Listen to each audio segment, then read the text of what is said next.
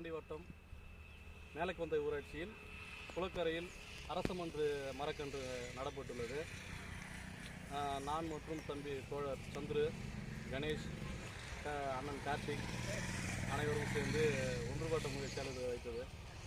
நம்ம ஏன் அரச மரக்கன்றை தேர்வு செய்து வைத்தோம்னா, நாட்டு மரங்களிலே அதிக ஆக்சிஜன் தரக்கூடிய மரம் தான் அரச மரக்கன்று. அதனால தான் அதை நம்ம தேர்வு செஞ்சு நம்ம கிராமத்தில் வச்சுருக்கோம். நம்ம கிராமத்தில் அதே போல் பார்த்திங்கன்னா அரச மரக்கன்றே